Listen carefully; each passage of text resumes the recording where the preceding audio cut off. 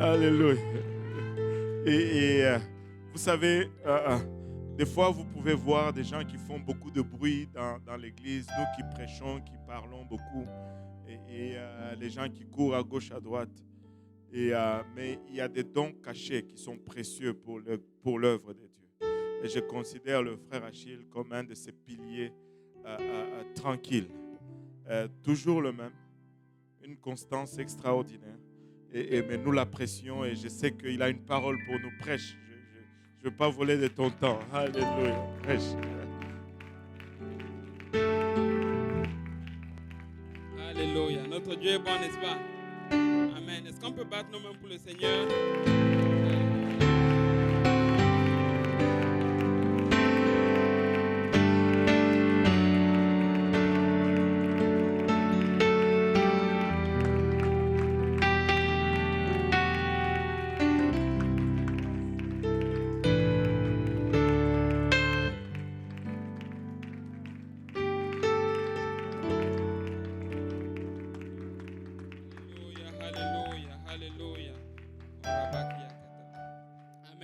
Notre Dieu est bon, n'est-ce pas?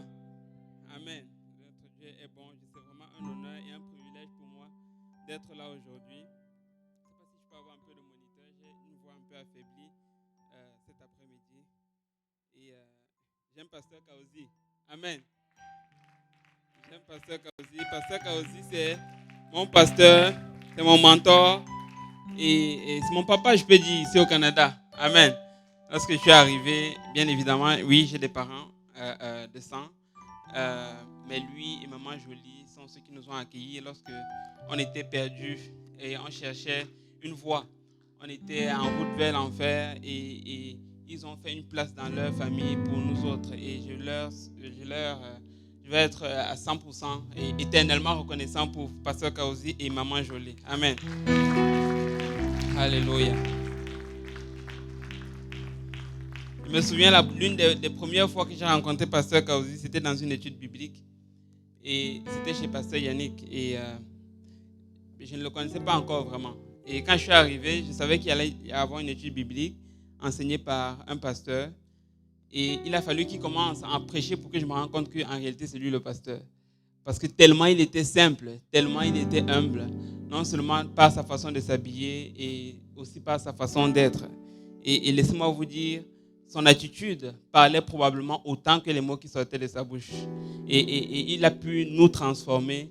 Il a pu nous transformer, moi, toute une génération, tout un tas de jeunes, juste à cause de sa façon de se comporter, juste à cause de son humilité.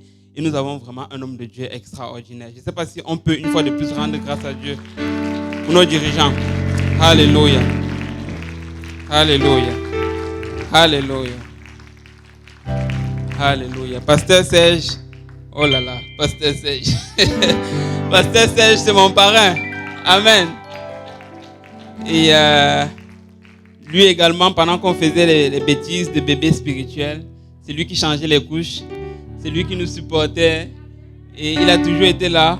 Même quand lorsqu'on pensait qu'on allait nous excommunier, mais Pasteur Serge était toujours de notre côté. Amen. Et nous aimons vraiment extraordinairement Pasteur Serge. C'est mon parrain. Moi, je l'appelle le parrain par excellence. Amen. Le pasteur du mariage. Alléluia. Nous aimons Pasteur Serge. Nous aimons Maman Aimée. Alléluia. Et sans ces familles, nous ne serions sérieusement pas là où nous sommes aujourd'hui. Et Pasteur Mutombo, Maman Anna, vraiment juste des gens extraordinaires. Vraiment juste des gens extraordinaires. Il y a certaines personnes qui, juste par leur caractère, par leur simplicité, humilité, ils t'enseignent. Ils n'ont pas besoin d'ouvrir leur bouche. J'ai travaillé avec Pasteur Mutombo, c'est vraiment un homme extraordinaire. Un homme juste extraordinaire. Et Maman Anna, tous les deux, eux aussi font partie de ceux qui nous ont accueillis lorsque nous sommes arrivés dans la maison du Seigneur. Et lorsqu'on faisait nos bêtises, mais ils étaient là et ils nous supportaient. Donc merci beaucoup Maman Anna, merci beaucoup Pasteur Mutombo. Et nous sommes infiniment reconnaissants. Amen. Il fut un temps où j'étais là où le frère Gériel est.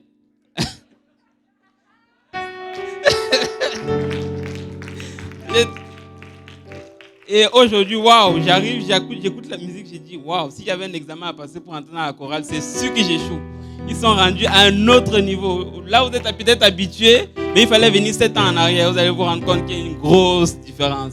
Est-ce qu'on peut vraiment rendre grâce à Dieu pour l'équipe de louange? Ils font un travail, mais extraordinaire. Amen. Ils font un travail extraordinaire et c'est vraiment magnifique. Magnifique. Amen. Et bien évidemment, je ne peux pas citer le nom de tout le monde, mais laissez-moi vous dire de manière sincère, il y a plusieurs visages que quand je regarde, c'est juste comme des flashbacks, si je peux dire. C'est beaucoup de souvenirs en arrière, beaucoup de bons souvenirs, des moments qu'on a traversés ensemble. Et c'est vraiment juste extraordinaire. Si je devais citer le nom de tout le monde, c'est tellement qu'on ne rentrait pas dans la leçon d'aujourd'hui. Mais comme il y a un service espagnol, amen, on va rentrer dans la parole de Dieu. Et je ne vais certainement pas continuer sans honorer ma femme, la femme que le Seigneur a mise à mes côtés. Amen. Je ne sais pas s'il y a 2 personnes qui peuvent supporter. Là, vous voyez frère Achille, parce qu'il dit il est calme, mais à la maison, je ne sais pas.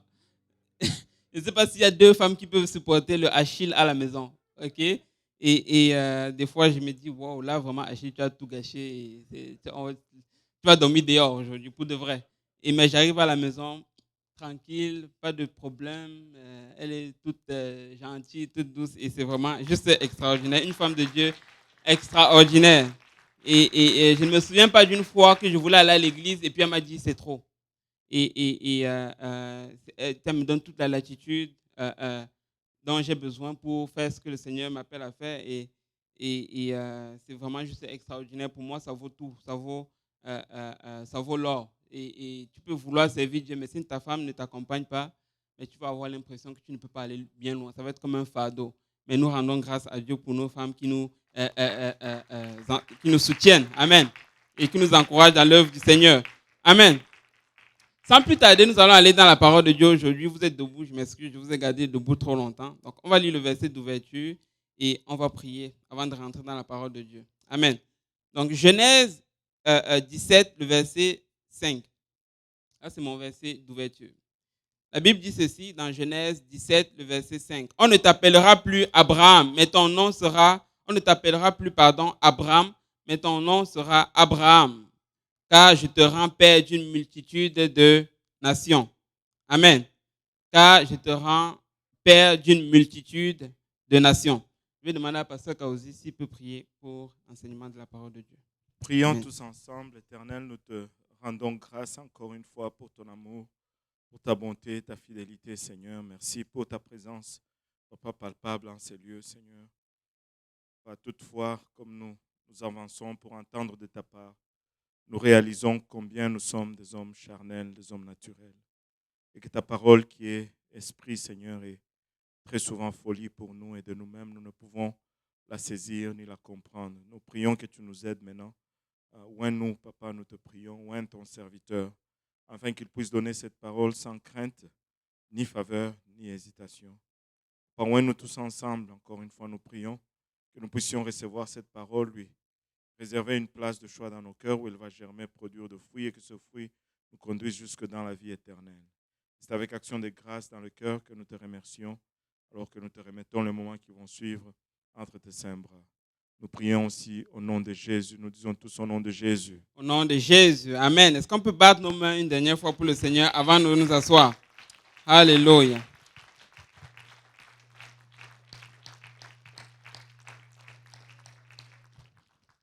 Amen. Vous pouvez vous asseoir dans la présence du Seigneur. Genèse 17, verset 5. Merci beaucoup, Pasteur Kaouzi, pour le privilège vraiment de me tenir devant un peuple de Dieu extraordinaire. Et nous sommes nés ici. C'est ici que nous avons grandi dans le Seigneur. Et c'est beaucoup de souvenirs lorsque nous venons. Et nous ne prenons pas cela à la légère. Amen. Et prêcher, c'est une chose, mais prêcher à Saint-Laurent, c'est une autre chose. Amen. Et c'est vraiment un peuple extraordinaire. Et nous rendons grâce au Seigneur pour cela.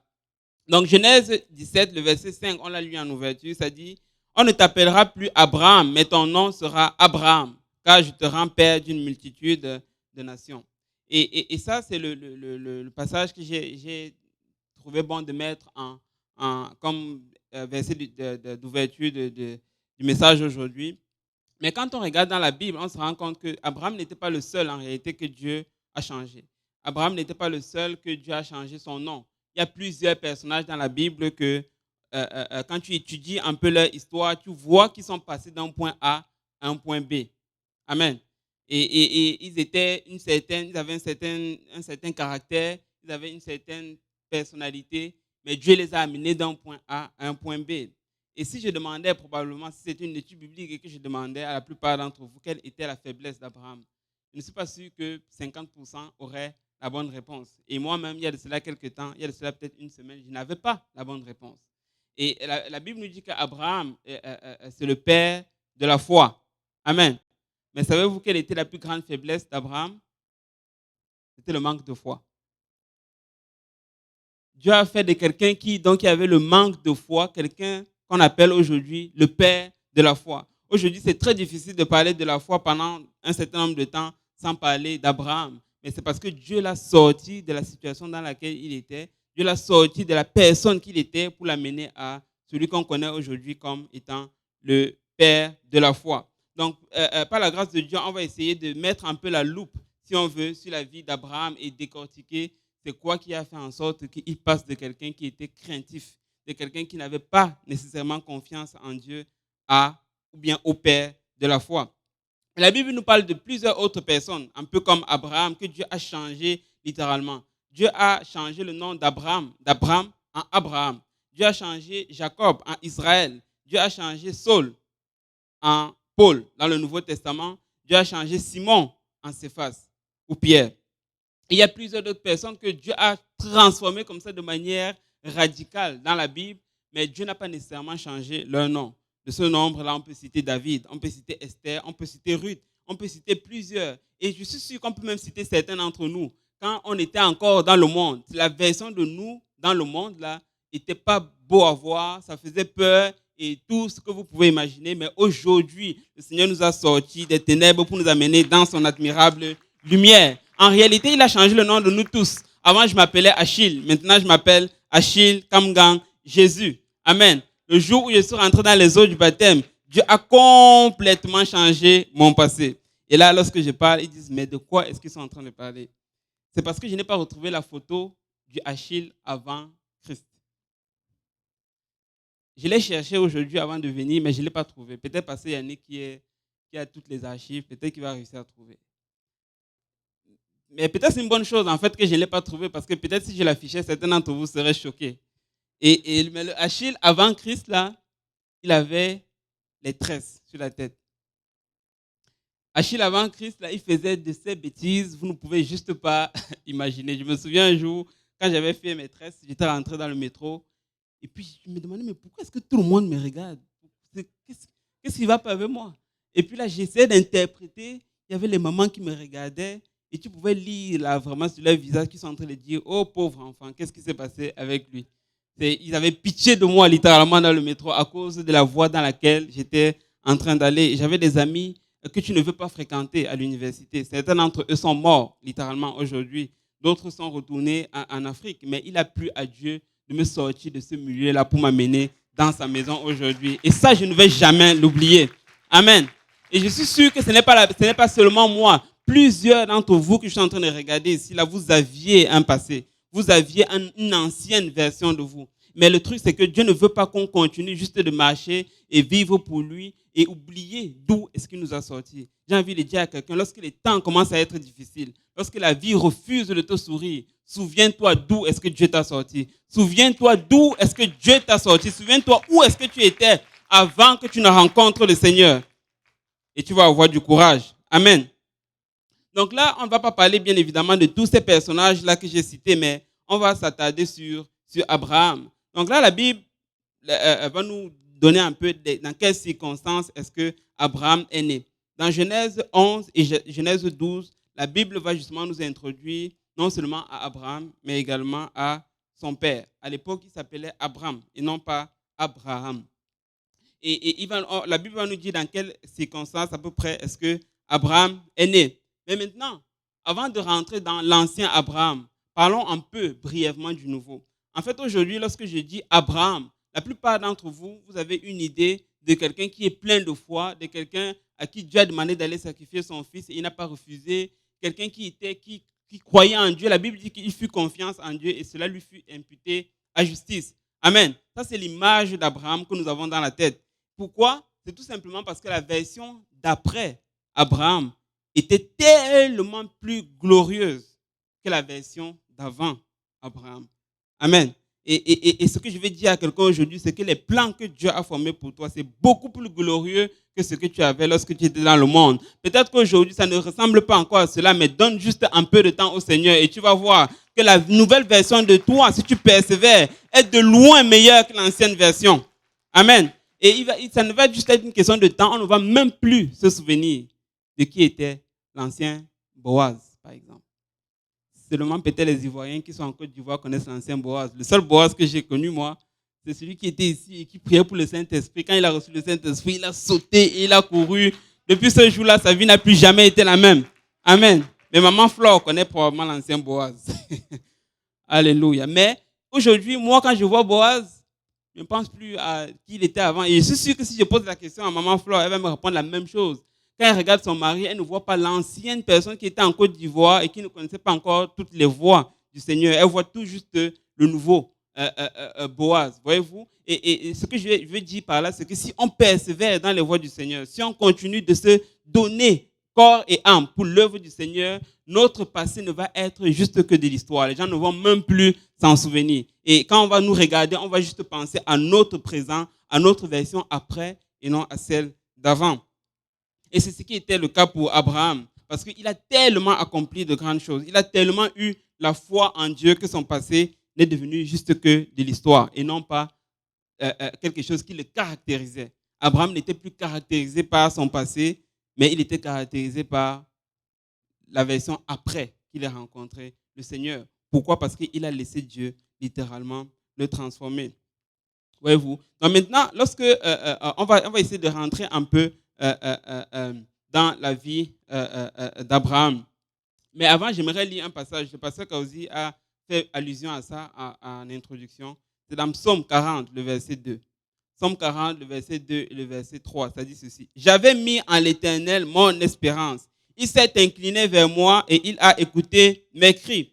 Il m'a retiré de la fosse de destruction, du fond de la boue, et il a dressé mes pieds sur le roc. Il a affermi mes pas.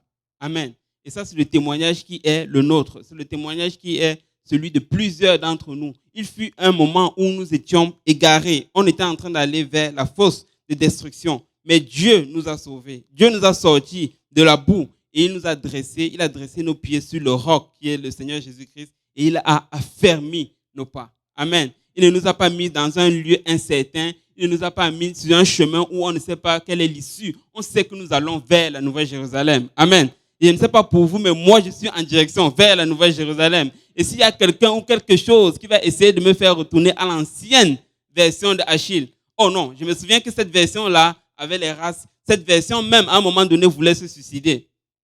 L'ancien Achille, là, il a eu les pensées suicidaires. Et ce n'était pas parce que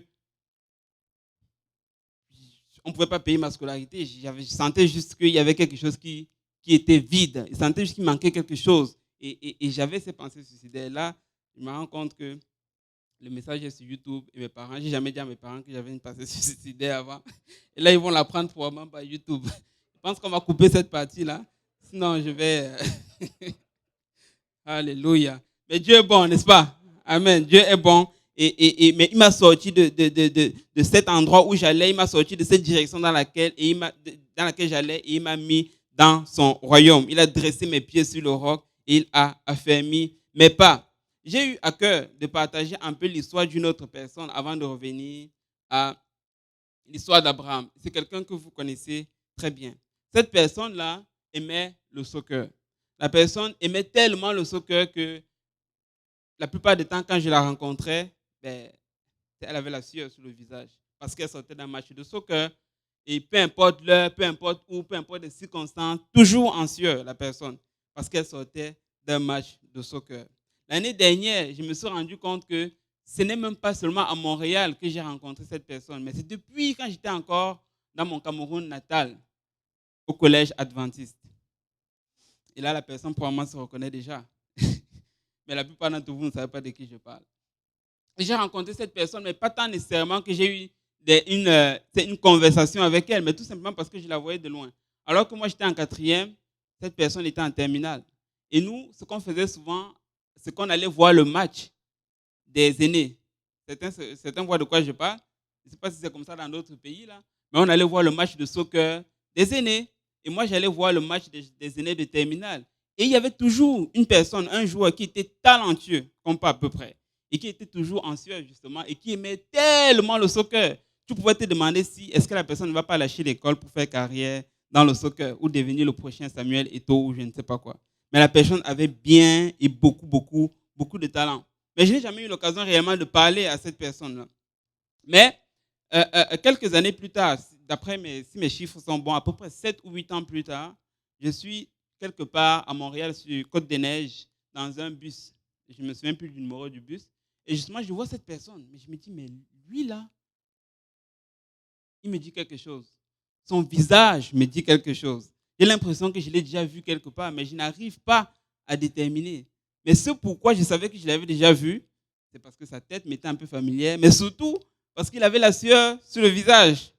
Et il sortait du soccer au Parc Kent. Voyez-vous?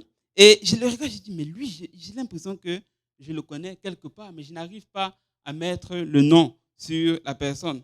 Bien évidemment, on ne s'est jamais vu, mais pour moi, c'était comme, waouh, lui là, c'est le grand joueur de soccer, le voici à Montréal. Peut-être qu'il va se retrouver dans l'Impact de Montréal, je ne sais pas.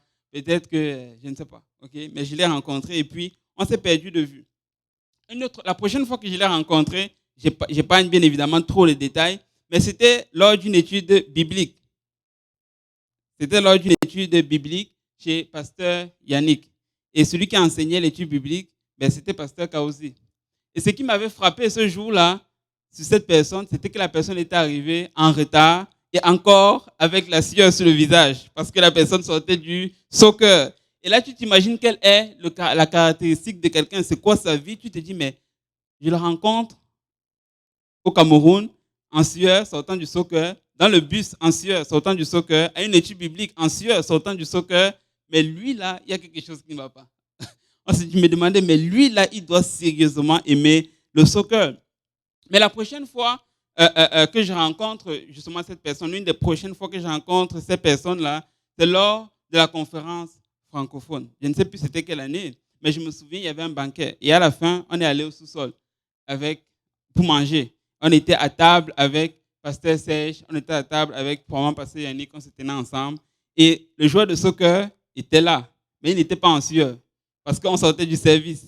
Amen. Il n'était pas nécessairement en sueur, on sortait du service, il était là. Et puis Pasteur Serge a commencé à shooter la parole de Dieu. Pasteur Serge a commencé à prêcher l'évangile. Et le joueur de soccer était tellement touché qu'il a décidé de se faire baptiser au nom du Seigneur Jésus-Christ le jour de la conférence francophone. Amen. Aujourd'hui, ce joueur de soccer-là n'est nul autre que votre pasteur des jeunes, Pasteur Lionel. Et c'est vraiment un homme juste extraordinaire. De quelqu'un qui était tout le temps en sueur et tout le temps sortant du soccer, aujourd'hui, c'est une machine juste à prêcher. C'est un stratège comme pas à peu près. Si vous le côtoyez un peu, vous allez vous rendre compte que Pasteur Lionel, c'est juste un autre niveau, un homme de Dieu extraordinaire. Et Dieu m'a fait le privilège de le côtoyer un peu. Et on a eu quelques petites activités hors de l'église ensemble et j'ai pu côtoyer quelle était réellement sa personne. Mais tu peux voir que Dieu l'a transformé, mais foncièrement. C'est quelqu'un qui aime sa femme, c'est quelqu'un qui aime sa famille, c'est quelqu'un qui aime les âmes et c'est quelqu'un qui veut aller au ciel. Et pas seul, avec sa famille et avec toute une église en arrière. Parce que Dieu l'a transformé, mais royalement. Amen. Mais qu'en est-il de toi? Qu'en est-il de moi? Voyez-vous? Et si on prend une pause et qu'on regarde un peu en arrière, on va se rendre compte que Dieu nous a amenés d'un point A à un point B, à un certain niveau dans notre vie. Et s'il ne nous a pas amenés d'un point A à un point B, il nous a probablement amenés d'un point A à un point A', à tout le moins. Okay? Mais on n'est pas resté au même niveau qu'on était lorsque Dieu nous a appelés. Et c'est ça le but de ceci, c'est ça le but de la chrétienté, c'est que tu ne restes pas tout le temps au même niveau là où Dieu t'a appelé. Tu veux aller de gloire en gloire. Amen. Tu veux continuer d'avancer dans le Seigneur. Maintenant, revenons un peu à notre histoire d'Abraham. Là où Dieu l'appelle, la plupart d'entre nous, on pense que quand Dieu a appelé Abraham, il était à Canaan. Mais tel n'était pas le cas. Quand Dieu a appelé Abraham, il était à Babylone. Et aujourd'hui, si je dis Babylone, pour la plupart d'entre nous, ça sonne une nation pécheresse, une nation païenne qui était polythéiste, qui servait de multitudes de dieux. Et c'est là que Dieu l'a appelé. Et Dieu l'a appelé de ce pays-là qui ne servait pas Dieu, qui ne connaissait pas nécessairement Dieu, peut-être à l'exception de Noé et sa famille quelques années avant. Mais c'est une nation qui majoritairement ne connaissait pas Dieu. Okay? Et Dieu l'a appelé dans ce contexte bien précis. Mais Dieu ne s'est pas arrêté au fait qu'il sortait d'une nation païenne. Dieu s'est dit, même s'il sort d'une nation païenne, je peux quand même faire quelque chose de grand avec lui. Même s'il sort d'une nation où on ne sert pas Dieu, même s'il sort d'une nation où on sert des multitudes de dieux, je peux quand même faire quelque chose avec lui. Et il en était ainsi pour toi, mon frère et ma soeur, ceux qui sont ici et ceux qui sont en ligne. Quand Dieu te regarde, il ne regarde pas les péchés que tu as commis. Quand Dieu te regarde, il ne regarde pas dans quelles circonstances est-ce que tu es né. David a dit qu'il est né dans le péché et sa mère l'a conçu dans l'iniquité. Mais Dieu l'a quand même utilisé. Donc peu importe les circonstances dans lesquelles tu es né ou bien dans lesquelles tu es présentement, ce n'est pas ça que Dieu regarde. Dieu regarde au potentiel et ce qu'il peut faire avec toi. Il regarde dans le futur. Il regarde la version après, la version de Boaz après, la version de Marie-Flore après. Il ne regarde pas la version avant. Voyez-vous? Et ça, c'est un Dieu, c'est un tel Dieu que nous servons, qui est un Dieu qui est plein d'amour. Aujourd'hui, si je regarde quelqu'un et je dis, est-ce que je vais travailler avec cette personne ou pas? Je vais commencer à faire son CV. Dans notre pays, on dit le A1. Ça veut dire que tu vas commencer à te demander qu'est-ce qu'il a fait, c'est quoi tous ses échecs, toutes ses erreurs et ainsi de suite. Et tu vas juger si la personne est digne de ta confiance, si tu peux travailler avec cette personne. Voyez-vous? Mais n'êtes-vous pas content de servir un Dieu qui ne travaille pas de la sorte? Il ne regarde pas notre passé, il ne regarde pas notre circonstance, mais il regarde à ce qu'il peut faire avec nous. Et c'est sur ça qu'il se base pour savoir s'il nous utilise ou pas. Donc, Abraham va sortir d'Ur en Chaldée ou si vous voulez, à Babylone. La Bible nous dit ceci dans Genèse 11, le verset 31. Ça dit, Térak prit Abraham, son fils, et Lot, fils d'Aran, fils de son fils, et Sarai, sa belle-fille, femme d'Abraham, son fils, et ils sortirent ensemble d'Ur en Chaldée pour aller au pays de Canaan. Ils vinrent jusqu'à Charan et ils habitèrent. Donc là, la Bible nous dit que Abraham a quitté Ur en Chaldée, qui était en Mésopotamie ou Babylone. Et c'est là-bas qu'il a quitté. Mais il a quitté avec qui? Il a quitté avec son père. Amen. C'est ce que la Bible nous dit, que Térak prit Abraham. Donc, il a quitté de là où il était, du point A, avec son père, pour aller dans un autre lieu. Et je peux peut-être probablement m'arrêter ici pour faire un petit enseignement. Aujourd'hui, lorsqu'on lit l'histoire d'Abraham, on pense qu'il a commencé sa marche tout seul. Il n'a pas commencé sa marche tout seul. Il a commencé son voyage spirituel, si on veut, ou bien le voyage vers sa destinée avec son père. Amen. Il a fait un parcours du chemin avec son père. Et tout à l'heure, je vais vous le prouver dans Acte 7. Je vais donner le verset tout de suite, comme ça on va l'ouvrir. Acte 7, verset 2 à 4. Mais Abraham a commencé le voyage avec son père. Il a commencé la première partie du chemin avec son père. Et la leçon que j'aimerais qu'on retienne à ce niveau ici, c'est celle-ci, c'est que peut-être que Dieu a commencé le travail qu'il voulait accomplir avec toi à travers tes parents. Parce que d'une quelconque façon, il fallait que quelqu'un t'inculque les valeurs de Dieu. Il fallait que tes parents t'enseignent à prier. Il fallait que tes parents t'enseignent à lire la parole de Dieu. Donc, ils t'ont amené jusqu'à un certain niveau. Mais il est triste de constater que plusieurs pensent que là où leurs parents les a laissés, c'est exactement là qu'ils doivent rester. Alors que Dieu a encore tout un autre chemin à faire avec toi. Amen. Et je rends grâce à Dieu pour l'héritage que j'ai reçu de mes parents. Ils m'ont appris à prier, ils m'ont appris à connaître Dieu, ils m'ont inculqué la crainte de Dieu. Mais je ne peux pas juste m'asseoir et rester là où mes parents m'ont appelé, parce que Dieu a plus en réserve pour moi. Et il en est de même avec nous tous. Dieu a plus en réserve pour nous autres. Et il faut qu'il arrive un temps où ce Dieu-là ne devienne plus le Dieu de ton père, ou bien le Dieu de ta maman, mais qui devienne ton Dieu à toi-même, où tu as ta propre expérience avec lui, où toi-même tu commences à faire tes pas avec lui et tu commences à le rencontrer réellement pour qui il est. N'êtes-vous pas fatigué de lire dans la Bible que Dieu a fait ceci pour tel, Dieu a fait ceci pour David, Dieu a fait ceci pour, je ne sais pas moi, Ésaïe, Dieu a fait ceci pour Paul, Dieu a fait ceci pour tel. Mais, ou bien même si on veut regarder le temps contemporain, Dieu a fait ceci pour tel frère, Dieu a fait ceci pour Pasteur Yannick, Dieu a fait ceci pour tel et autre frère. Mais jamais Dieu a fait ceci pour toi. Et il est temps que nous-mêmes, on commence à avoir notre propre expérience. Que ça ne devienne pas juste le Dieu du pasteur Yannick, mais que ça devienne aussi le Dieu du frère Achille. Parce que Achille aura accepté de passer à travers les épreuves pour que Dieu puisse relever sa gloire. Amen. Dans Acte 7, qu'est-ce que ça dit? Ça, c'est Étienne qui est en train de prêcher. Ça, c'était probablement la seule prédication d'Étienne. Mais combien puissante était cette prédication? Et il nous révèle quelque chose que personne d'autre ne révèle dans la Bible. Il dit ceci. Et Étienne répondit, homme, frère et père, écoutez, le Dieu de gloire apparut à notre père Abraham lorsqu'il était en Mésopotamie avant qu'il s'établisse à Charan. Et il est en train de dire que lorsque Dieu a parlé à Abraham, il était en Mésopotamie. Mais ce qu'on lit dans Genèse 12, comme on l'a lu tantôt, c'est que Dieu a parlé à Abraham lorsqu'il était à Charan. Et on pense que c'est la première fois que Dieu a parlé à Abraham. Mais en réalité, non. Ce n'était pas la première fois que Dieu avait parlé à Abraham. Étienne est en train de nous révéler que la première fois que Dieu a apparu à Abraham, c'est lorsqu'il était encore dans le pays de son père. Et Dieu lui a demandé de quitter de là pour aller dans un pays que Dieu va lui montrer. Et là, il est quitté de là et il est arrivé à Charan. Et là, la Bible nous dit qu'à Charan, son père est décédé. Donc, il fallait qu'il continue le voyage tout seul. Et j'espère que ta foi, j'espère que ta croyance à ton Dieu ne va pas mourir lorsque tes pères spirituels vont s'en aller. Amen. Voyez-vous, beaucoup d'entre nous, on arrête de servir Dieu quand papa n'est plus là. On arrête de servir Dieu quand maman n'est plus là. Ou bien quand maman est loin, quand maman voyage, papa voyage. On pense que c'est la fête.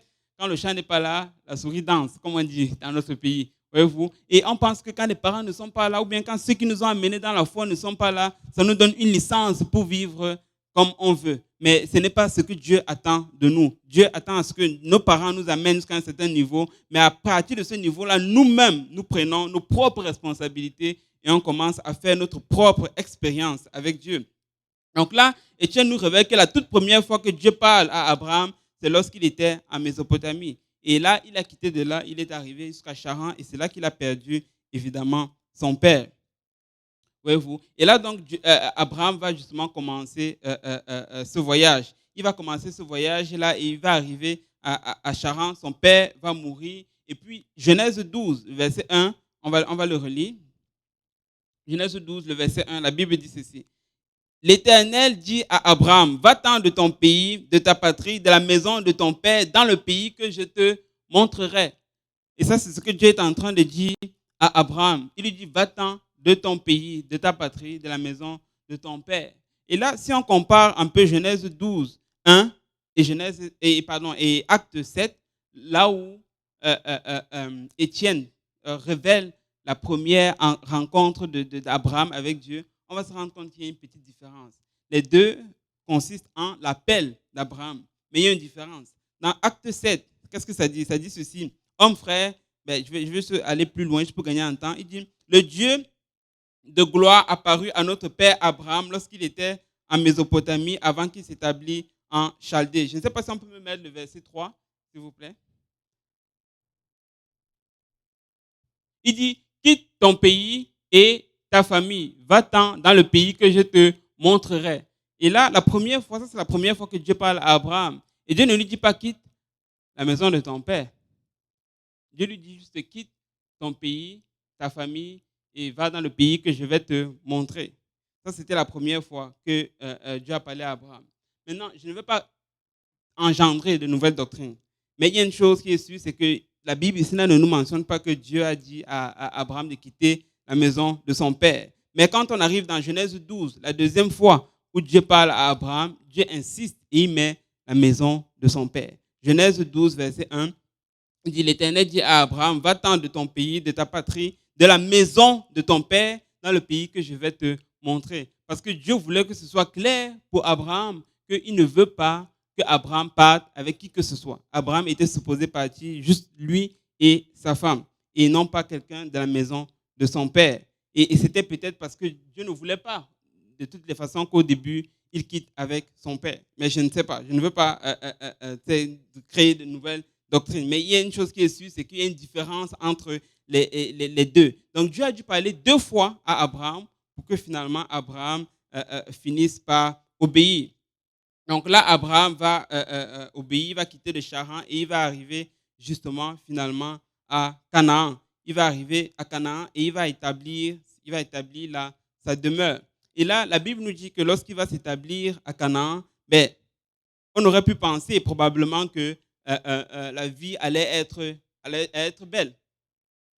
N'est-ce pas? Dieu l'a appelé, il lui a dit, va dans ce pays. Et là, finalement, il arrive justement dans le pays où Dieu l'a appelé. Et quelqu'un d'autre aurait pensé qu'il aurait suffi pour Abraham d'aller juste s'asseoir et d'étendre le plat pour que les bénédictions de Dieu commencent à tomber. Pourquoi? Parce qu'il est arrivé dans sa destination que Dieu lui avait demandé. Mais quand on lit l'histoire d'Abraham, on se rend compte que ce n'est pas tout à fait ce qui est arrivé. Lorsque Abraham est arrivé en Égypte, Dieu n'a pas commencé directement à lui donner des enfants parce que Dieu lui avait promis qu'il allait avoir beaucoup d'enfants et que sa descendance allait être tellement grande que s'il peut compter le ciel, les étoiles dans le ciel ou bien le sable sur la mer, alors il pourra compter sa postérité. Là, il arrive à Canaan et aucune bénédiction ne tombe. Au contraire, c'est plutôt la famine qui frappe. Et en plus de ça, sa femme ne pouvait toujours pas enfanter. Et je pouvais imaginer Sarah qui était stérile et qui arrive à Canaan et qui se dit, là, on est dans la volonté de Dieu. Amen. Et on fait tous nos efforts pour nous mettre dans la volonté de Dieu, n'est-ce pas? On essaie de faire tout ce qui est à notre possible pour se mettre dans la volonté de Dieu. Et on a souvent tendance à croire que lorsqu'on arrive finalement dans la volonté de Dieu, on mérite les bénédictions de Dieu. En fait, Dieu nous doit ces bénédictions. Mais tel n'est pas nécessairement le cas. Tel n'est pas nécessairement le cas. Ce n'est pas parce que je suis en train de faire la volonté de Dieu que Dieu se doit absolument de me bénir. Il va me bénir en son temps. Amen.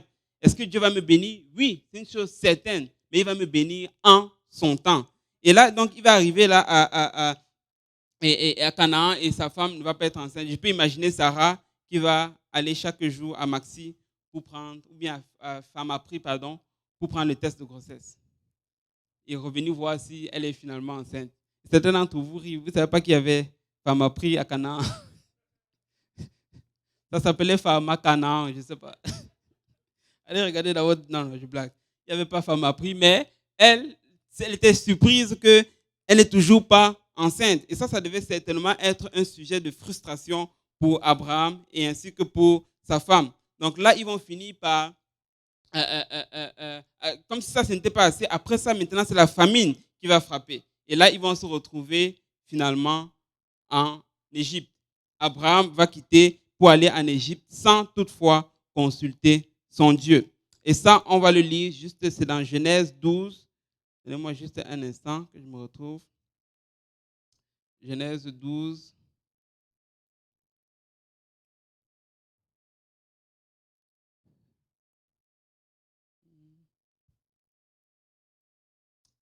Amen.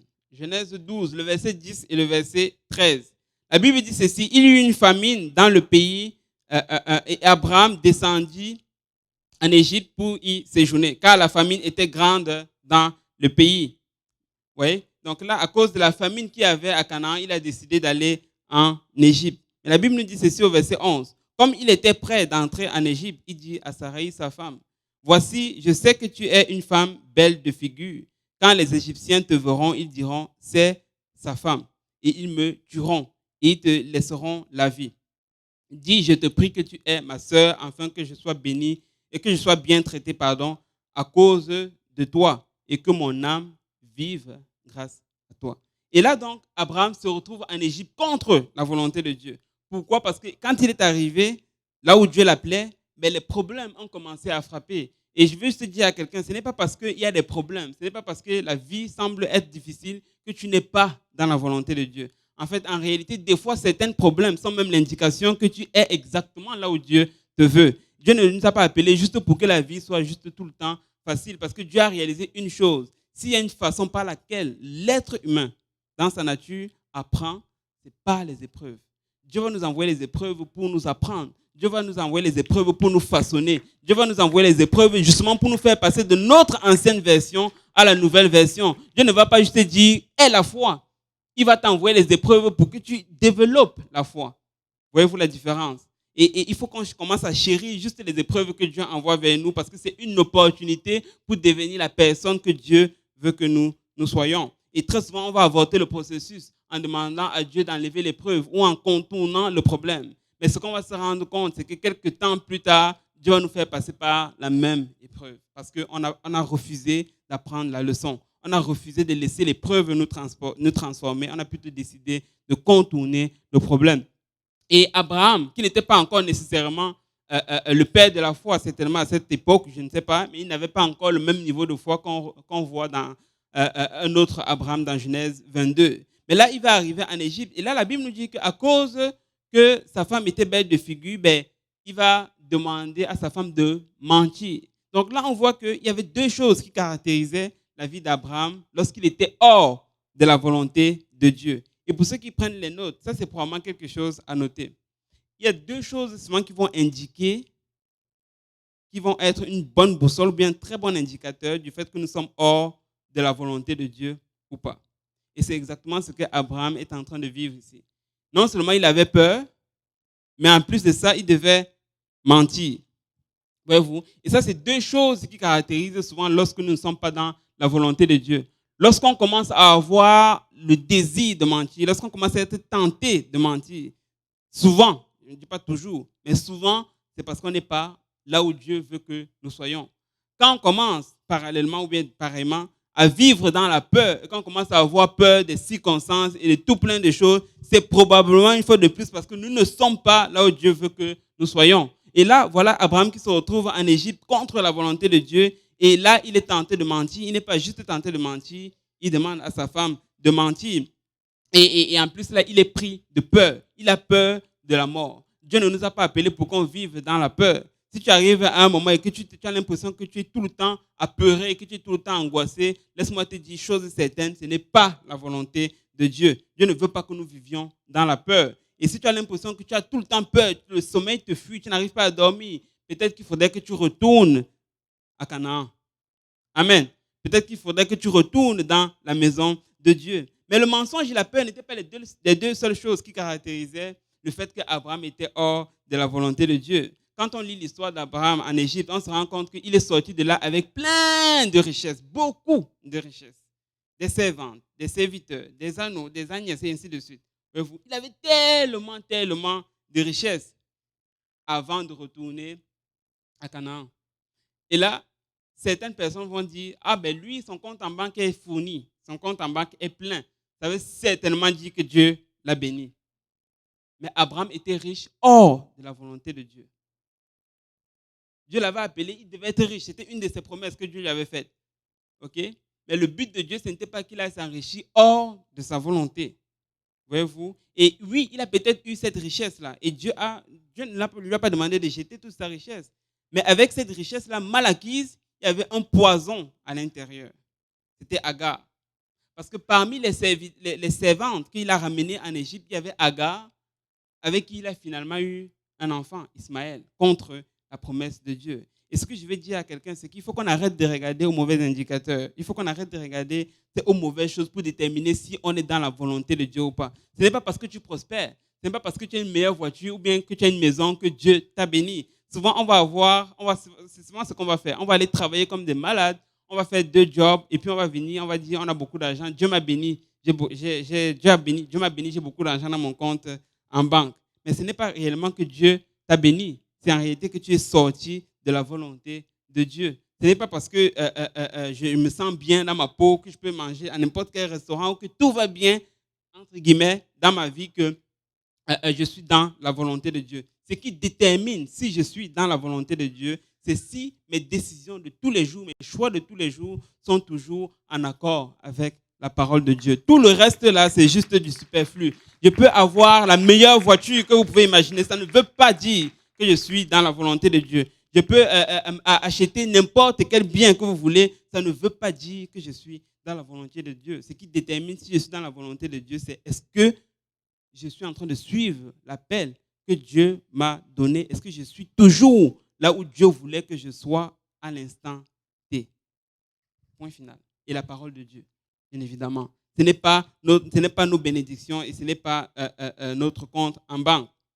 Maintenant, Abraham va faire d'autres erreurs, bien évidemment.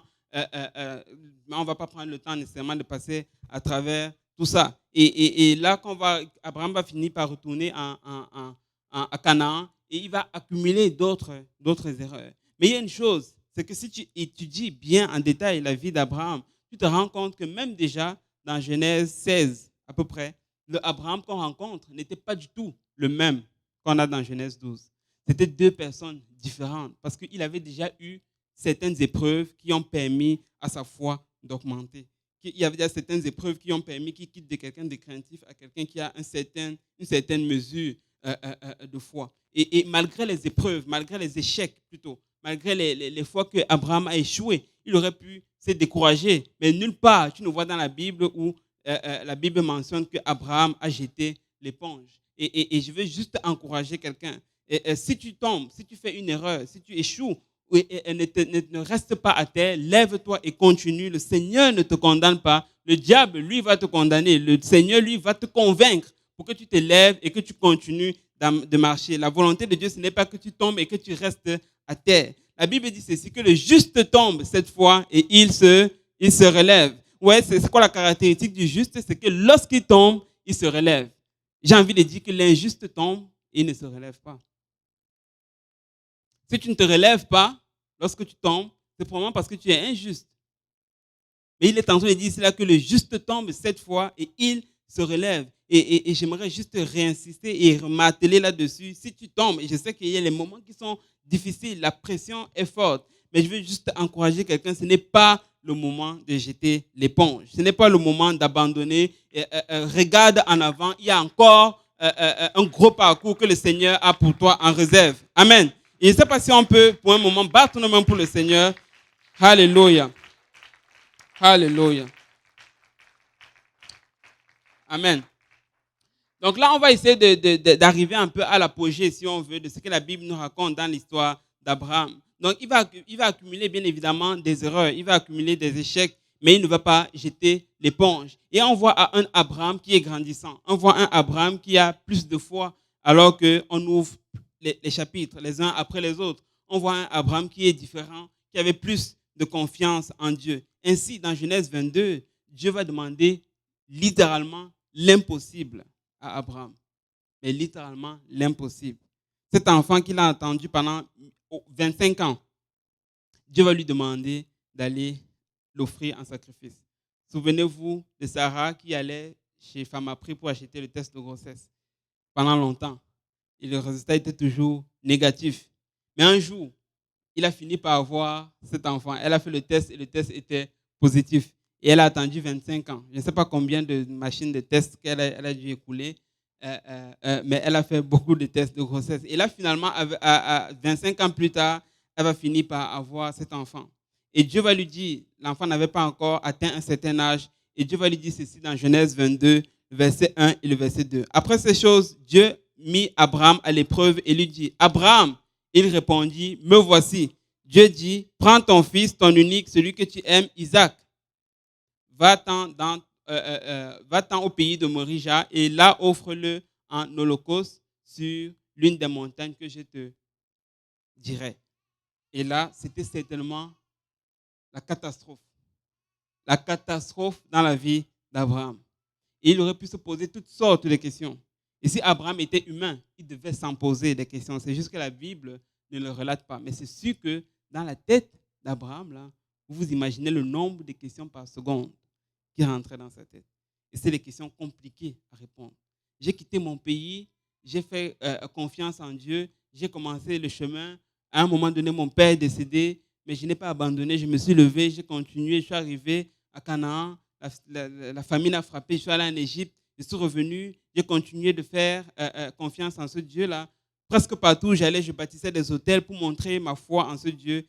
Et il a attendu 25 ans avant de me donner cet enfant. Aujourd'hui, certains d'entre nous, on n'est pas capable d'atteindre 25 minutes pour une promesse que Dieu nous a faite. Mais lui, il a attendu 25 ans. Il aurait pu dire, mais j'ai attendu 25 ans pour cette promesse, mais maintenant, à peine l'enfant est en train de grandir que Dieu me demande de l'offrir en sacrifice. Autant de questions qu'on peut imaginer dans la tête d'Abraham. Mais toutes ces questions n'ont pas arrêté Abraham d'obéir à la voix de l'Éternel. Pourquoi? Parce que le Abraham de Genèse 22 était complètement différent de Abraham de Genèse 12. Voyez-vous, la vérité est que quand tu regardes l'histoire d'Abraham, tu peux te dire, mais pourquoi est-ce que Dieu ne lui a pas donné un enfant dans Genèse 12? On peut spéculer, mais moi je pense que peut-être que si Dieu lui avait donné cet enfant dans Genèse 12, il était encore, ou Genèse 11 à peu près, il était encore à Babylone. Il était encore à Babylone. Peut-être que Dieu ne lui a pas donné, est-ce que ça se pourrait que Dieu ne lui ait pas donné cet enfant parce que quand allait venir le moment de l'appel, peut-être que le petit Isaac allait dire, papa, toi et ton Dieu là, vous partez, moi je reste à Babylone, je vais épouser les Babyloniennes. Peut-être c'est ce que Isaac allait dire. Et Dieu ne voulait pas lui donner cet enfant tout simplement parce que ce n'était pas le bon moment. Nous, la seule version qu'on a dans notre tête, c'est que Dieu est en train de nous faire souffrir. Mais laisse-moi t'encourager, mon frère et ma soeur. Si Dieu ne t'a pas encore donné cette promesse, c'est tout simplement parce que ce n'est pas encore le bon moment. Il sait que s'il te le donne maintenant, probablement et fort probablement que ça va te détruire. Est-ce qu'on sert un mauvais Dieu pour qu'il attende après, genre qu'on souffre avant de nous donner ses promesses? Non, nous servons un Dieu bon qui fait toutes choses bonnes en son temps. Il va nous donner cette promesse-là au moment opportun, voyez-vous. Et Isaac n'est pas né en Égypte. Et je n'ai pas eu le temps de le brosser, mais Abraham aurait pu avoir plusieurs excuses pour avoir un enfant depuis lorsqu'il était à Babylone, mais il ne l'a pas fait. Donc là, dans Genèse 12, Genèse 22, pardon, Dieu va lui demander d'aller sacrifier cet enfant. Et là, si on compare un peu ce que Abraham a fait dans Genèse 22 et ce qu'il a fait dans Genèse 12, on voit que l'attitude d'Abraham est complètement différente. Dans Genèse 12, Dieu a demandé à Abraham de partir dans le pays que Dieu va lui montrer. Et Abraham est parti avec Lot. N'est-ce pas? Pourtant, il n'était pas supposé partir avec Lot. Mais dans Genèse 22, Dieu va demander à Abraham d'aller sacrifier le petit Isaac à la montagne que Dieu lui dira. Mais Abraham va partir tout seul. Il ne va pas partir avec Sarah parce qu'il avait appris de son expérience dans Genèse 12. Qu'il y a certaines choses que Dieu va te demander de faire, même la personne qui t'est la plus chère ne pourra juste pas comprendre. Et si tu veux obéir, tu vas juste obéir. Et Dieu, après, va se charger. Je ne suis pas en train de dire qu'il fallait chercher les problèmes. Okay? Je sais que quand on parle de ça, c'est souvent très dangereux. Pasteur, frère Achille a dit ceci. Non, je n'ai pas dit ça. Je ne dis pas qu'il faut cacher les affaires. Mais tout ce que j'ai dit, c'est qu'il y a certaines choses que Dieu va nous appeler à faire que même la personne qui nous aime le plus ne pourra juste pas comprendre. Et c'est ce qu'on est en train de voir ici avec Abraham. Imaginez-vous qu'Abraham avait dit à Sarah que Dieu m'a demandé d'aller offrir Isaac. Elle allait dire que toi et ton Dieu, là, si tu sacrifies Isaac, tu vas me sacrifier en même temps. Tu ne vas nulle part avec mon fils. Vous vous imaginez la maman, elle a attendu son enfant pendant 25 ans et le pauvre vieux monsieur vient lui dire qu'il va aller sacrifier et elle n'allait juste pas le comprendre. Et Abraham a saisi cela et il est parti tout seul avec Isaac. Il a commencé avec ses serviteurs, mais il a fini à la montagne tout seul. Tout simplement parce que le Abraham d'après était différent du Abraham d'avant. Dans Genèse 12 encore, ou bien Genèse 11 à peu près, pour aller à Canaan, Dieu a dû parler à Abraham 2 fois, dans Genèse 11 et dans Genèse 12. Dieu lui a parlé lorsqu'il était à Babylone. Et Dieu lui a encore parlé lorsqu'il était à Charan. Parce qu'il fallait que Dieu parle 2 fois pour que ça rentre probablement dans les oreilles d'Abraham. Mais dans Genèse 22, Dieu va lui demander juste une seule fois d'aller sacrifier son fils Isaac et Abraham va obéir. Mais la question que j'ai pour toi, mon frère et ma soeur, et pour moi aussi, combien de fois est-ce qu'il faut que Dieu nous parle avant qu'on obéisse? Est-ce que c'est 475 fois ou est-ce que c'est juste une seule fois? Si c'est 450 fois, peut-être c'est correct. Mais il ne faudrait pas que le mois prochain, Dieu ait encore besoin de te parler 450 fois pour que tu obéisses. Ça voudrait dire que tu es resté au même endroit où tu étais il y a de cela un mois. Amen. Vous êtes d'accord avec moi? Il faut bien qu'il arrive un moment où on commence à obéir plus facilement à la voix de Dieu. Que Dieu n'ait plus besoin de tout le temps contester avec nous. Que Dieu n'ait pas besoin de tout le temps d'argumenter avec nous pour qu'on obéisse à sa voix. David a dit ceci dans le psaume 62, le verset 12. Il dit, Dieu a parlé une fois et deux fois, j'ai entendu ceci. C'est que la force est à Dieu. Et ça, c'est un signe de maturité. Dieu a parlé une seule fois, mais David a entendu deux fois. Vous le lisez comme moi, n'est-ce pas? Une seule fois, l'Éternel a parlé, mais deux fois, j'ai entendu. Parce que David avait atteint un certain niveau de maturité que Dieu n'avait pas besoin de répéter encore et encore. Juste une seule parole de Dieu faisait écho dans ses oreilles et ça s'établissait comme une vérité fondamentale dans son cœur.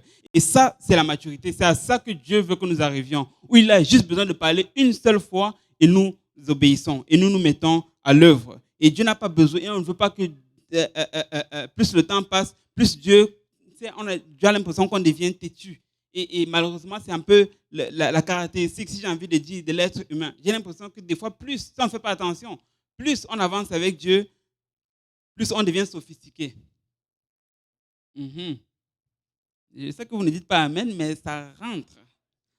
Amen.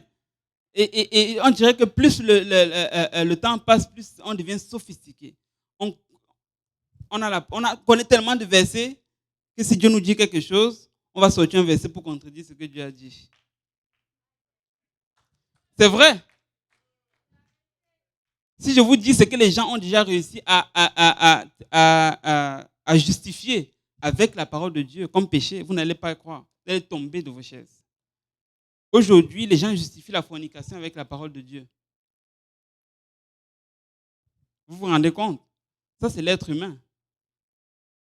Si tu veux te perdre, là, tu vas te perdre. Si tu ne veux pas obéir à la voix de Dieu, là, tu ne vas juste pas y obéir. Et si tu veux les versets bibliques, devine quoi? Dieu même va t'en donner.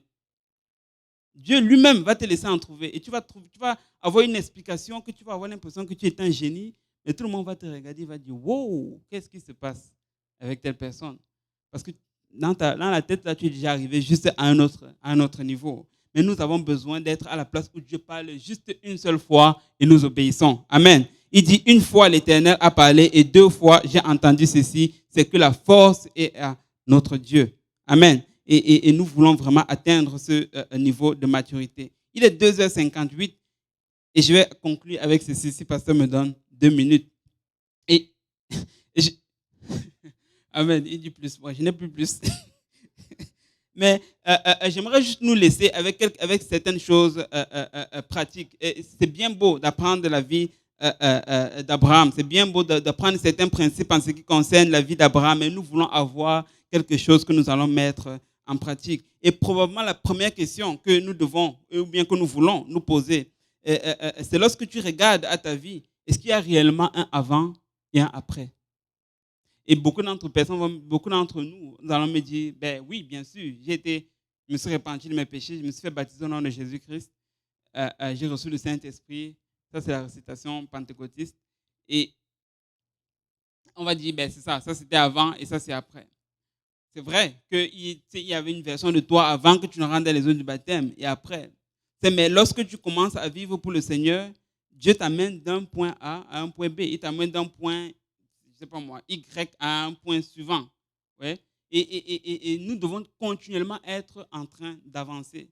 Le point que je vais amener, c'est celui-ci. C'est que, est-ce que la version de toi, aujourd'hui, le 6 juin 2021, est-ce que c'est la même version de toi, le 6 juin 2020? Si la réponse est oui, c'est qu'il y a un problème. Vous comprenez? Si c'est que il n'y a pas de différence entre qui tu es aujourd'hui, ton niveau de foi, tout ce que vous pouvez imaginer, la version que tu es aujourd'hui, s'il n'y a pas de différence entre celle-là et celle que tu étais hier ou je ne sais pas moi combien de temps dans le passé, il y a certainement quelque chose qu'il faut que tu règles parce que Dieu veut que nous continuions d'avancer. Dieu ne nous a pas appelés pour que nous soyons en position neutre où on arrive à une place où on pense qu'on a tout compris. on a tout saisi et on n'a plus rien besoin de faire. Mais Dieu a toujours quelque chose de nouveau pour nous. Il y a une chose que j'ai oublié de mentionner. Dieu, vous allez vous rendre compte que la plupart des gens que Dieu a appelés dans la Bible, Dieu les a amenés d'un point A à un certain point B. Voyez-vous, Dieu les a amenés toujours d'un certain endroit à un autre. Ce que je veux dire, c'est que l'appel de Dieu va très souvent être caractérisé avec un mouvement. Dieu ne t'appelle pas pour que tu restes la personne que tu es. Dieu ne t'appelle pas pour que tu gardes les mêmes habitudes que tu as, pour l'amour du ciel. Souvent, tu entends tellement de prédications là sur Internet. Oh, Dieu m'aime comme je suis. Dieu, toutes des sortes de prédications pour dire qu'on n'a pas besoin de changer. Mais ce n'est pas ce que la Bible enseigne. Lorsque Dieu a appelé Abraham, on l'a vu en long et en large, il est quitté de Babylone pour aller à Canaan. Lorsque Dieu a appelé Jacob, il fallait qu'il quitte de chez Laban pour retourner dans la maison de son père. Quand Dieu a appelé Joseph, il fallait qu'il quitte de la maison de son père pour aller en Égypte. Vous me suivez? Je peux continuer. Quand Dieu a appelé Moïse, il fallait qu'il quitte d'Égypte pour retourner à Canaan. Quand Dieu a appelé Josué, il fallait qu'il quitte le désert pour entrer à travers le Jourdain et finir à Jéricho. Il fallait qu'il bouge. Lorsque Dieu a appelé Paul, il était sur le chemin de Damas. Vous voyez le truc? C'est que quand Dieu va nous appeler, il va toujours nous pousser vers un autre endroit. Maintenant, s'il vous plaît, disclaimer. Je ne suis pas en train de dire qu'il faut aller voir pasteur et dire, pasteur, Dieu m'appelle à Calgary. Ce n'est pas Dieu qui t'appelle à Calgary, c'est le pétrole et l'argent qui t'appellent à Calgary. Si tu es honnête avec toi-même, tu vas savoir que ce n'est pas Dieu qui t'appelle à Calgary. Okay? Et tout mouvement que nous faisons, je ne suis pas ici en train de parler nécessairement d'un déplacement physique, mais bien spirituel. Okay? Dieu doit nous appeler d'un endroit à un autre. Et bien sûr, des fois, il va y avoir des déplacements physiques qui vont engendrer l'appel de Dieu, mais ça doit toujours être en accord avec la parole de Dieu et l'autorité que Dieu a mis sur toi. Tu n'es pas obligé de le prendre. Si tu veux, tu voyages sans l'accord de ton pasteur. Voyez-vous, et beaucoup l'ont fait, et malheureusement, on constate aujourd'hui les dégâts. Donc, la première question que tu veux te poser, c'est celle-ci. Est-ce qu'il y a vraiment une différence entre ma version d'aujourd'hui et celle d'hier? Et je veux faire tout ce qui est à mon possible pour qu'il y ait une différence entre ma version d'aujourd'hui et la version de demain. Amen. Et nous devons travailler continuellement à nous améliorer. Nous devons travailler continuellement à faire de mieux en mieux. Et j'aimerais finir en prêchant l'évangile. Pour certains d'entre nous, peut-être qui sont ici et ceux qui sont en ligne, tout ceci est peut-être nouveau pour toi, ou alors ça ne l'est pas. Mais d'une quelconque façon, tu as l'impression que tu stagnes, tu as l'impression que tu n'es pas là où tu es supposé être. Pour toi qui n'es peut-être pas encore dans la maison de Dieu, la première question qu'il faut que tu te poses, c'est que est-ce que tu as déjà obéi à l'évangile? La Bible dit ceci: tous ont péché et sont privés de la gloire de Dieu. Il y a un voyage qui est réservé à tout être humain tant et aussi longtemps qu'il est sur la terre. C'est le voyage de la repentance. 1. Le baptême au nom de Jésus-Christ. 2. Et le baptême du Saint-Esprit. Et si tu n'es pas encore passé à travers ces choses-là, laisse-moi te dire que c'est le voyage que Dieu a prévu pour tout être humain. Et si tu veux te faire baptiser au nom du Seigneur Jésus-Christ, nous avons tout ici. Waouh, Saint-Laurent. Incroyable. Tout c'est le luxe ici. Si tu n'as pas envie de te baptiser dans cette eau, je ne sais pas où est-ce que tu vas vouloir te faire baptiser. Peut-être que je vais t'amener au Cameroun, tu vas voir l'eau. Et tu vas me dire si tu préfères te baptiser dans cette eau au Cameroun. L'eau est chauffée, il y a même un bain tourbillon, je ne sais pas quoi, il y a les serviettes de rechange, il y a tout le confort nécessaire. Et on ne peut pas juste trouver une excuse pour ne pas se faire baptiser au nom du Seigneur Jésus-Christ. Donc, ceux qui sont en ligne, ceux qui sont ici, s'il y a quelqu'un qui n'est pas encore baptisé au nom du Seigneur, je vous exhorte, mes frères et sœurs, l'eau est là, vous pouvez et vous devez, je vous conjure de vous faire baptiser au nom du Seigneur Jésus-Christ. Amen. Que le Seigneur vous bénisse. Si on peut battre nos mains pour le Seigneur.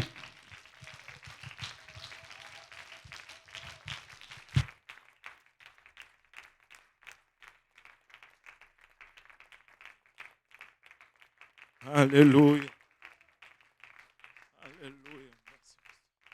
Alléluia, Jésus. Alléluia. Gloire au nom de Jésus. Alléluia. Et à quelle place est-ce que tu es aujourd'hui? Tu es à la même place que tu étais hier, ou bien tu as avancé avec le Seigneur? Amen.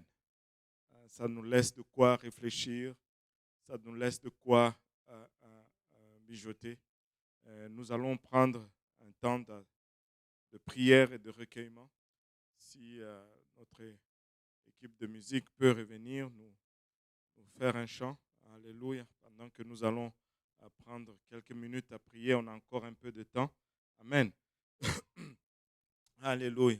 En élevant nos voix tous ensemble, Seigneur, nous te rendons grâce encore une fois, Papa, pour ton amour, ta bonté, ta fidélité. Papa, nous désirons te suivre, nous désirons te servir, Père. Mais des fois, nous sommes, Papa, mêlés dans des choses qui n'ont ni sens, ni direction, Papa, ni objectif. Mais aide-nous à discerner, Seigneur. Aide-nous à discerner ta voix, à l'entendre une fois. Papa, il a bachata qu'elle résonne, Papa, une deuxième fois sans que tu n'aies besoin de répéter, Seigneur. Papa, que l'obéissance à ta parole soit notre désir, Seigneur, et que ta volonté, Seigneur, soit nos ordres de marche, Seigneur. Aide-nous à devenir ce que tu as planifié, que nous soyons, Seigneur Jésus-Christ. Que tout ceci soit pour l'honneur et la gloire de ton nom, Seigneur. Que toi seul puisses tirer gloire de nos vies, alors que, Papa, nous réalisons que nous te devons tout, Seigneur. Au nom de Jésus. Alléluia.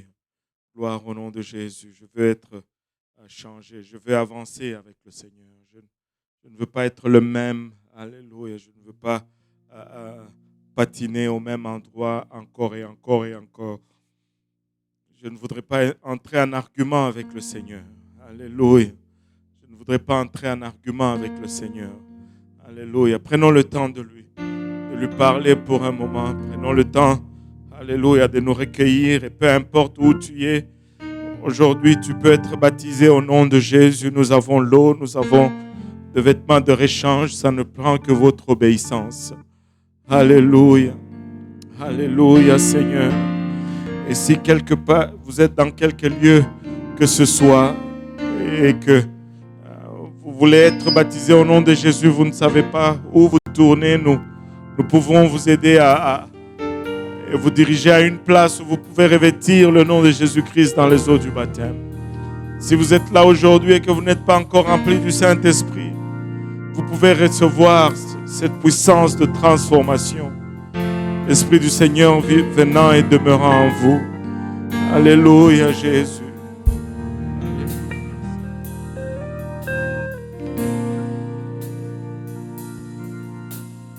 Rien ne saurait me détourner de ton amour, il durera jamais.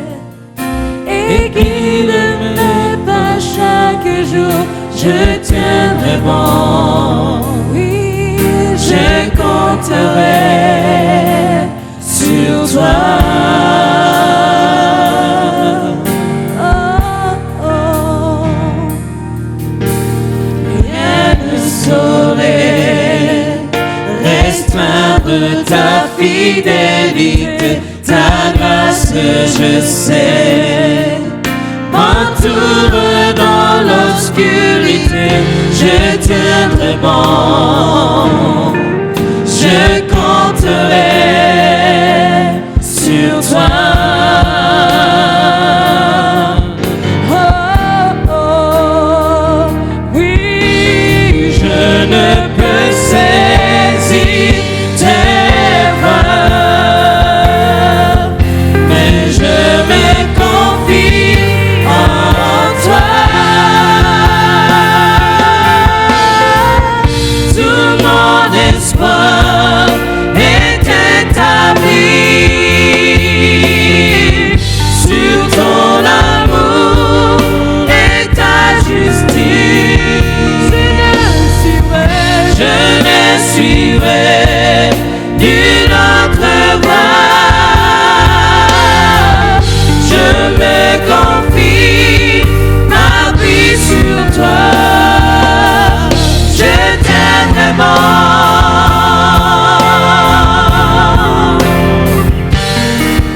Je compterai sur toi.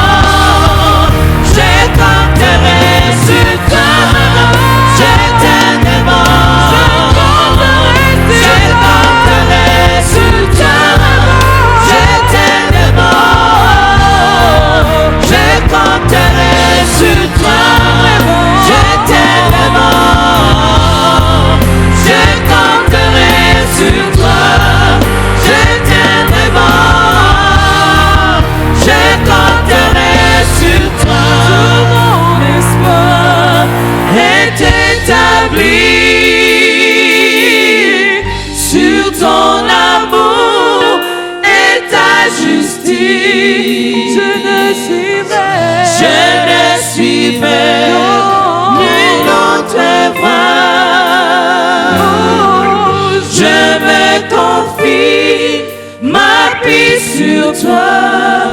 Tout mon espoir, Tout mon espoir est établi sur ton amour et ta justice. Je ne suivrai une autre voie.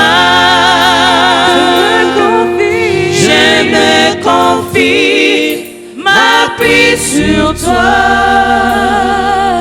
Je t'aimerai bon.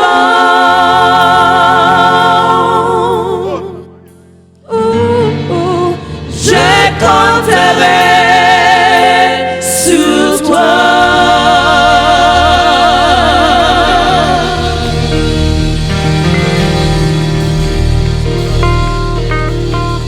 Alléluia Jésus, alléluia. Tout notre espoir est établi sur son amour et sur sa justice. Nous allons nous réjouir alors qu'il y a une personne qui va revêtir le nom de Jésus-Christ dans les eaux du baptême. Alléluia Jésus, alléluia Seigneur. Alléluia Jésus, alléluia. Alléluia. À chaque fois qu'il y a une personne qui se répand, la Bible nous dit que les anges dans les cieux se réjouissent. Pouvons-nous nous joindre aux célestes phalanges en ce moment et donner des louanges et des adorations, alléluia, à celui qui rend tout ceci possible, au Seigneur des seigneurs et au roi de rois. Il a vachata oromaya itara keleya etaraba oloboyosan oremaya etara keleya etaraba oloboyosan moroyo itara koloya etaraba oloboyo kitaraya et. Alléluia Seigneur, alléluia Seigneur. Papa, nous te sommes infiniment reconnaissants Seigneur. Oh maya itaraba oloboyo sataraba oloboyo san. Alléluia Jésus, alléluia Seigneur. Alléluia Seigneur, alléluia Jésus. Alamaya itara koloya itaraba oloboyo san. Gloire au nom de Jésus. Gloire au nom de Jésus, gloire au nom de Jésus. Alléluia Seigneur. Alléluia Seigneur, alléluia. Alléluia. Si l'Église peut demeurer en prière, si l'Église, alléluia, peut garder ses contacts avec le trône, le Seigneur est en train de faire des choses par